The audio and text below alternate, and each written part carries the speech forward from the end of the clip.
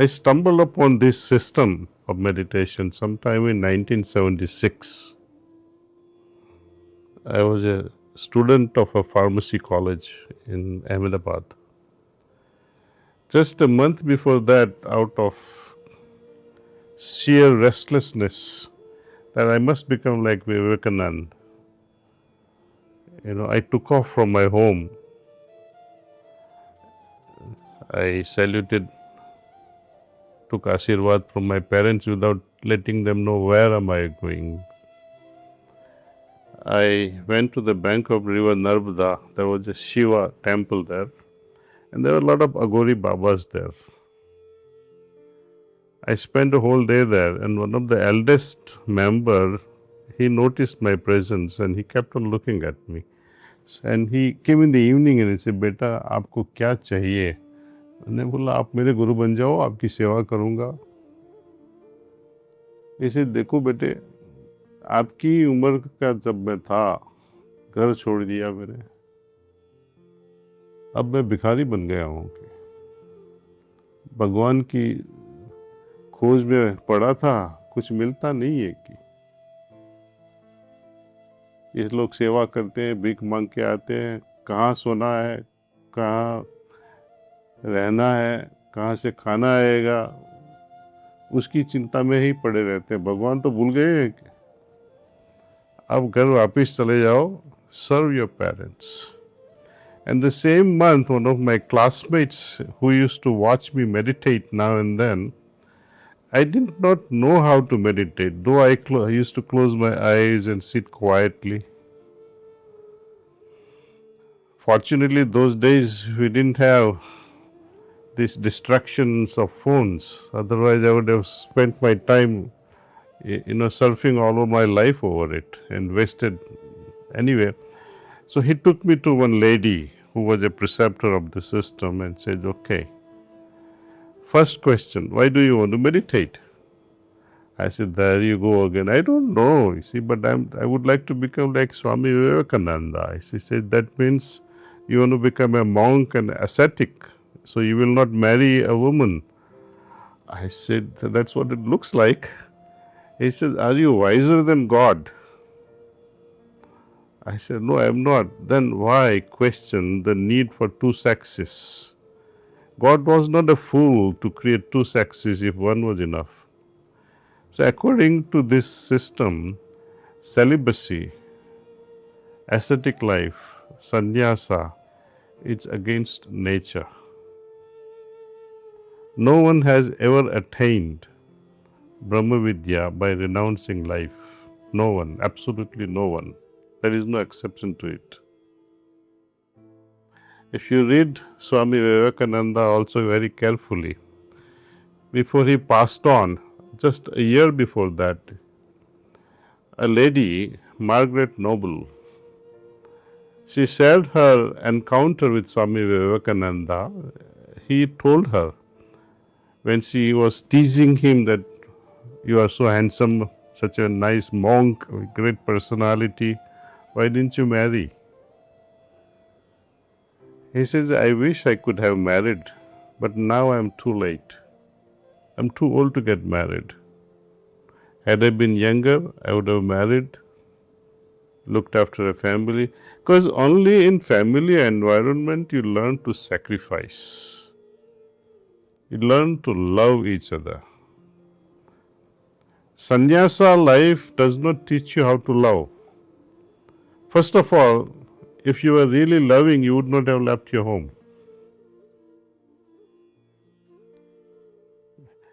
Now, I did not face any challenges per se as far as spirituality is concerned.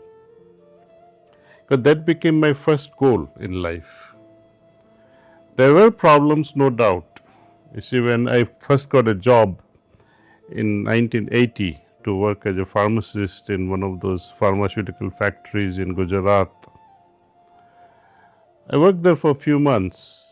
And when I was visiting my master then in Uttar Pradesh, Shahjahanpur, and I told him, "Sir, I got a job." And he asked me, "Kitni tankhwah hoegi?"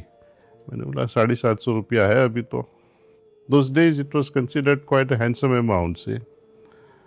तो he reflected back and said, इससे आपका क्या गुजारा होगा? बोला छोड़ दिया से.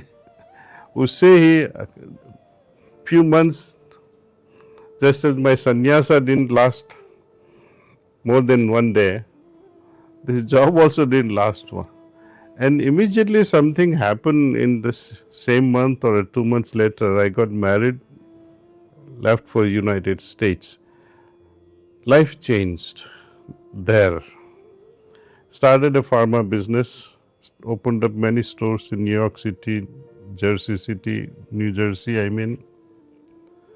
and had a very successful pharmacy life. But at the same time, while doing all those things, in studies, all my friends were meditating. We had a group of almost 24, 25 students meditating together. Then time came when I was in United States, people would say, you are a different pharmacist. What is with you? And even the patients, even the doctors with whom we had the relationship, they all, they were attracted towards our yoga system very easily. Because this system, if you like to run an experiment at your university, you can split a group of so many of you.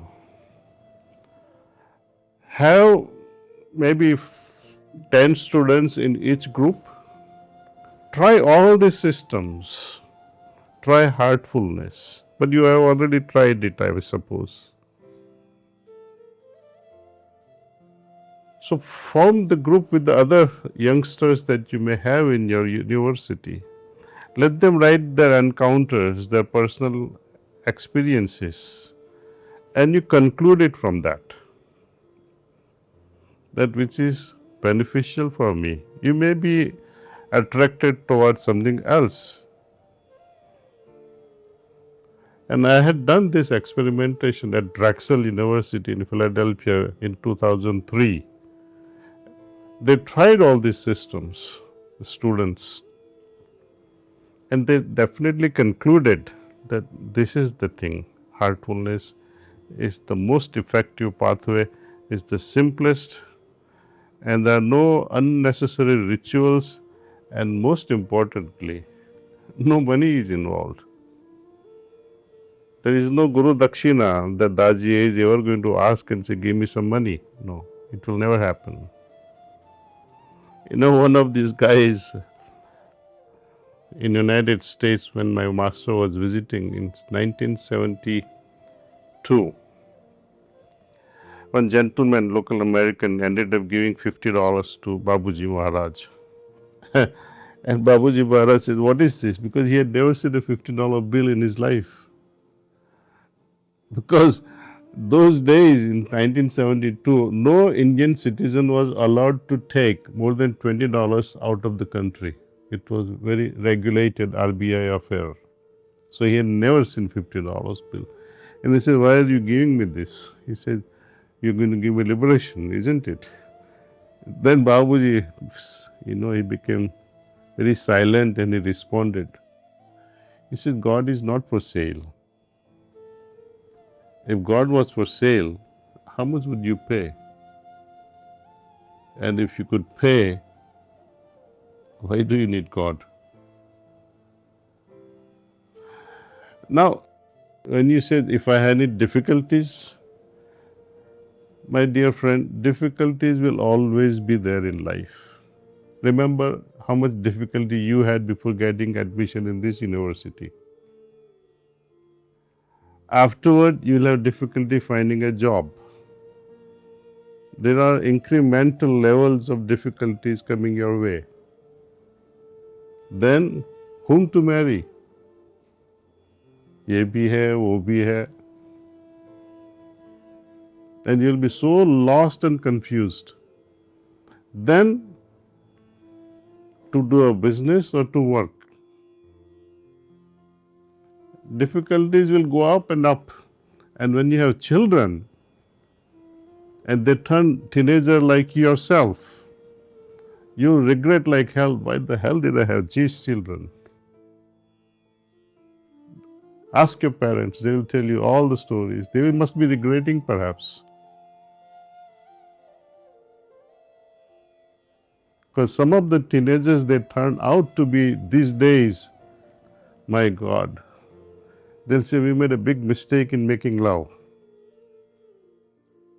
So what I'm trying to say, there is incremental level of difficulties that will come your way. But that is part of your life. Nothing will obstruct your spiritual journey. But we choose not to. See, I give you a simple example. At a physical level, we are having limitation at a genetic level, isn't it?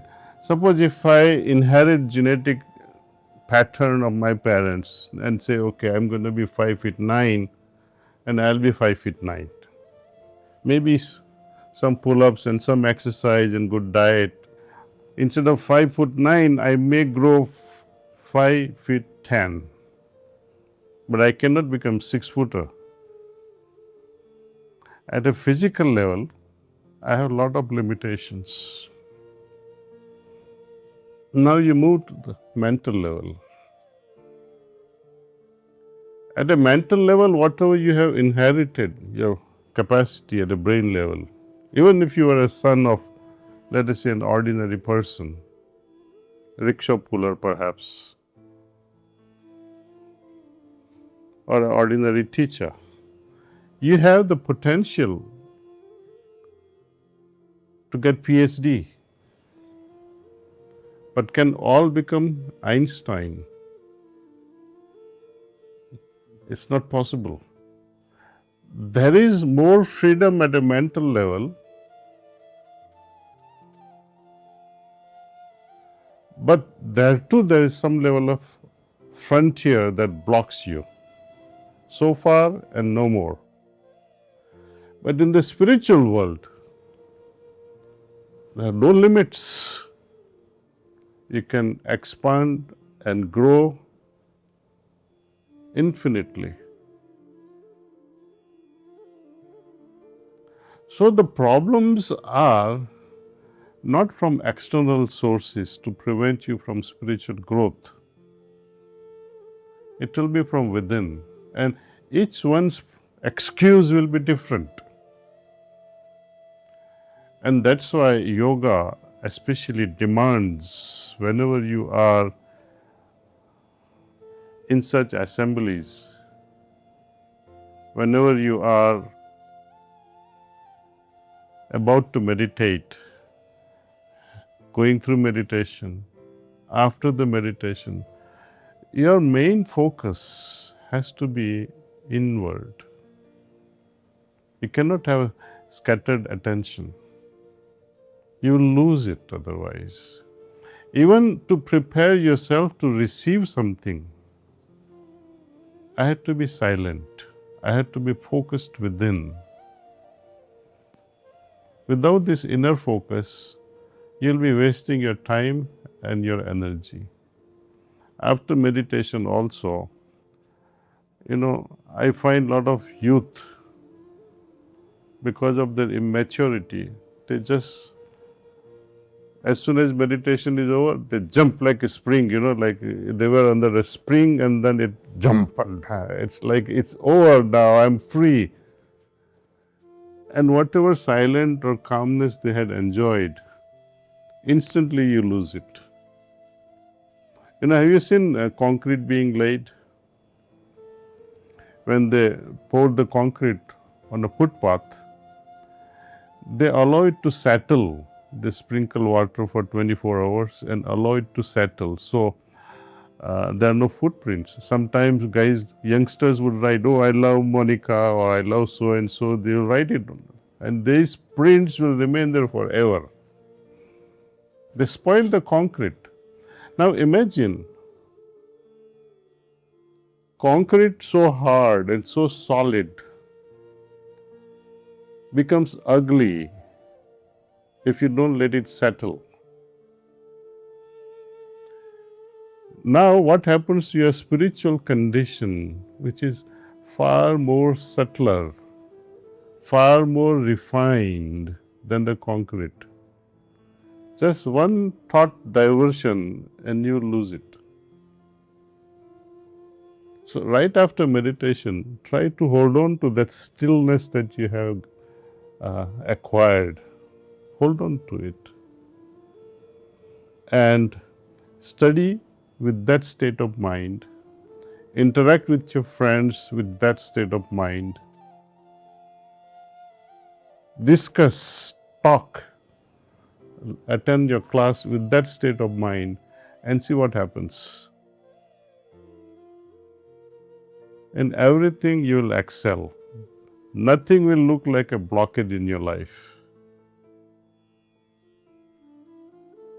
Though you might say there were apparent difficulties, but you will smile at them and say, oh, no problem, I can walk with it. Because you have such a state of mind that defies all opposites, all the resistances. Thank you.